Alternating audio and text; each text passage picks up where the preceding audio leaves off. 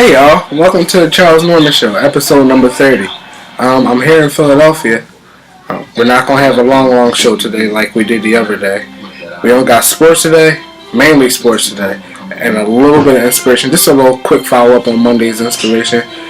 I'm taping this show today on Friday, but I'm doing it really late, so you guys won't see it until Saturday or Sunday morning. Saturday morning and the rest of it. That's when it's going to be available to y'all.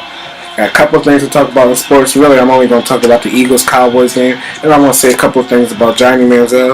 And the inspiration, I just want to first say congratulations to all the college students who finished finals week this week. It's good. Let's talk about future finals week. What can we do in the future final week? I got a story for y'all. So I left school, if I'm not mistaken, maybe Wednesday. My mom didn't get there till about 3 o'clock in the morning on Wednesday. She took the longest way possible home.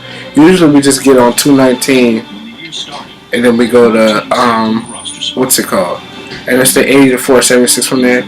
We took Route 6 to Route 15, ended up stuck on the hill in Tioga County, which is where one of my friends live at, and my roommate, and we went through my roommate's town in Gailton. And I was like, I've never even been here before. I didn't even know there was 2 ways from my school at University of Pittsburgh back to Philly, but there is.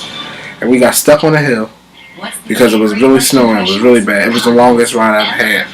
5.5 hour ride turned into at least probably a 9-hour ride. I say we were in the car for 9 hours. I was knocked out for not most of the time, but some of the time.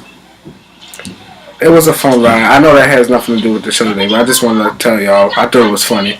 Tell y'all about my ride home. Hopefully the ride back won't be that long. I'm hoping it's a 5.5 hour ride like it normally is. Alright, well, I'm ready to start the show. Here we go.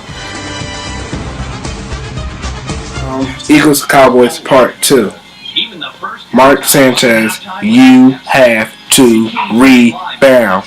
Rebound. Do better than the crap that you put out on the field last week because you were crappy. Extremely crappy. I mean, I don't even think it's an insult to crappy that. It's an insult to crap that I'm calling you crappy because that's how bad you were last week.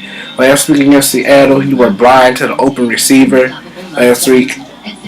When our defense caused Marshawn Lynch to fumble, you turned around, threw an interception, forced the pass off your back toe, not even your back foot. You were standing on your big toe and you threw the interception. You had Jordan Matthews running down the sideline naked with nobody on him, but you decided to force the ball up to Riley Cooper out of all people, somebody who hasn't had a big catch all year, and you want to force it to him? Are you serious? Are you joking? You must have been joking. That game was a joke. Chip, let's get that running game going early, buddy. We got the run the ball count right down the throat. Let's pick it up where we left off. We just played the Cowboys 2 weeks ago. We can't expect them to be the same team that they was 2 weeks ago. We got to run the ball. Keep running it. Get Sanchez, roll him out. Get Sanchez on some play action passes. Do things that'll help him. You know, I thought you did a lot of things to help Sanchez last week. He just played like an idiot. We got to contain DeMarco Murray and Dez Bryant early. But mainly DeMarco Murray. If we contain that running game early, they're going to get away from it. Because we saw that in the last game. They got away from the running game. And I believe they'll get away from the running game again if we jump on them early like we did. Make Tony Romo beat us. That sounds crazy because Tony Romo can beat us by himself. But I'm saying make him beat us. I'd rather than be one-dimensional with Brokeback Tony as their quarterback than them be firing all 4 cylinders and then they get DeMarco and Dez going because we can't let them 2 get hot. Dez is already pissed from the last game. So we'll get it together. If you guys hear noise, those are my brothers and sisters making a lot of noise. I'm sorry, it's getting on my nerves. I'm going to get them after this show. We gotta watch out for Jason Witten. Jason Witten only had 3 catches last time. I call Jason Witten the Philadelphia Eagles killer. And I think Jason Witten is going to have a big game this weekend. And he may have... They're going to try to get Jason Witten incorporated into the game. He's older, but he will still burn us. So let's not let him... Let's bang him up early. I need this is not on my card, but I need Michael Kendricks to have a really big game. Michael Kendricks will be key to us shutting down DeMarco Murray. Colin Ballin, I'm calling you out because you seem like you're good against mediocre teams. Like where were you against Green Bay in last week? Well, last week you played a pretty good game. But other than that, I need you to play real good. I want to see a good Connor Barring outing. Let's beat that O-line up. Benny Logan, beat that O-line up again. Fletcher Cox, you beast. You big beast, you. Get through that O-line. Bust that running game up. Bust Tony Romo up. And let's get it together.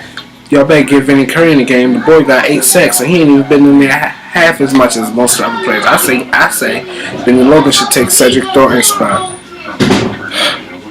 Let's expose the middle of the Cowboys defense. Let's expose them. Get those tight ends involved early and often. If we get our tight ends involved early and often, we will be okay. And I want y'all to be okay. This game, I'm telling you, it's for the NFC East Championship. This is for a playoff spot. Even though I honestly don't think either team will win a playoff game, I think this game is the biggest game of the season for everybody. These kids is only pissing me off. Chip Kelly and Billy Davis, you both have to out-coach the Cowboys coaching staff. Billy Davis, you really, and Chip, you both got to be aggressive. I've been saying, this is week, 15? 13 weeks before week 14. I always say, whenever you play the Seattle Seahawks, you got to be aggressive. You got to bully them because they will bully you if they don't. And guess what? We got bullied last week. Even though the Seahawks, I'm going to backtrack on what I said last week, because on Monday I gave the Seahawks defense a bunch of credit, and they did not deserve the credit that I gave them, because we had a lot of guys open. Mark Sanchez, the Seahawks need to give him credit for giving them that game. Like Michael Bennett said, he tried to portray a good quarterback the other day, and he didn't even have to, because they were leaving guys open left and right. He missed Zach Ertz so many times in that game. But we're on to Dallas. We got to attack the Dallas O-line, and we'll win. Guess what? I know the Eagles are going to win. A certain somebody is going to be in the audience, and that certain somebody is me. I'm going to be in the house. And if things ain't going how I want them to go, I'm going down there, I'm taking Chip's play calling sheet. I'm going to start calling plays. We're going to do this my way. We're going to win. I guarantee you. Alright, one more thing that I got to talk about in the sports section. Johnny Manziel is making his start for the Cleveland Browns. I want to see it. I'm not a Johnny Manziel fan at all, but I think Johnny is going to be good for the NFL because for now, he good for business for now. He's going to be a ticket seller, and I want to see what Johnny is about. I honestly think he'll throw at least 3 picks this game, but that's just me. Alright, I'm going to give you my weekend's picks. I'm going to take Pittsburgh over Atlanta, Baltimore over Jacksonville, Green Bay over Buffalo, but that game may turn out to be a big upset because Buffalo may beat Green Bay. I want to take Carolina over Tampa Bay, get well Cam Newton, Cleveland over Cincinnati. I'm picking Johnny to win his first start. Houston over Indianapolis, that could be an upset. Houston can beat them. Kansas City over Oakland. New England over Miami, that could possibly be an upset too, but I'm going to stick with New England. I'll take the Giants over Washington, Denver over San Diego, the Jets over the Titans, Detroit over Minnesota. Even though I would love to see San Francisco win, and I'm hoping that they win, I'm rooting for them. I'm going to take Seattle over San Francisco. And of course, I'm going to take the Philadelphia Eagles over those Dallas Cowboys.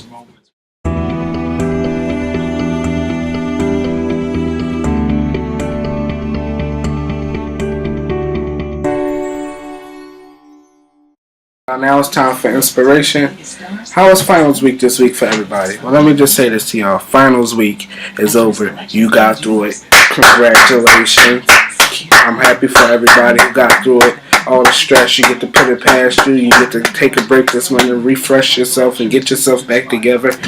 Alright, so let's look back at this finals week. I have some advice for the next finals week that we go through next semester. Let's reflect on this week. Let's reflect on how we prepared on every test that we had to take, or every project that we had to present. Let's reflect on how the preparation was for each thing. And I want everybody to repeat what they did well and replace what they did wrong. Go into the next finals week more confident. You already know what to expect now, so you shouldn't be overly stressed, thinking, oh, what do I do here? This is brand new finals testing. You guys got it. You done it. You've been around the block already. You know what to do. So let's see.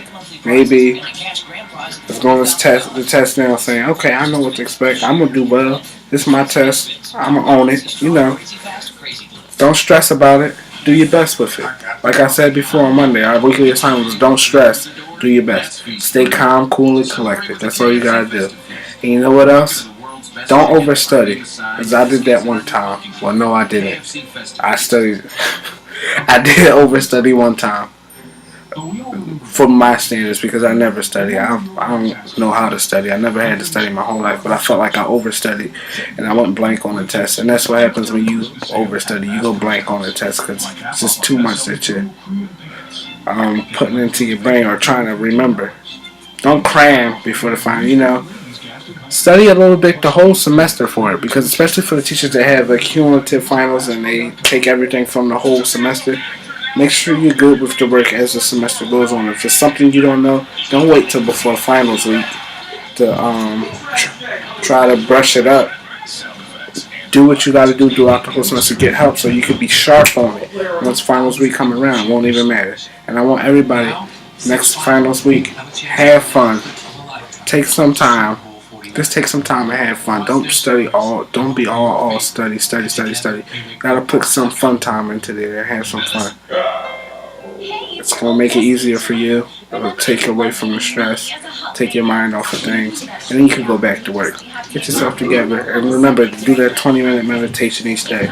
I know it'll help you because people have emailed me and said, "Oh, I'm gonna try that 20-minute meditation that you told me to do." And that's all. Have a great weekend, everybody. That's show number 30. I'll be back on Monday. Monday. I'll see you on Monday. See you later, everybody. Thank you for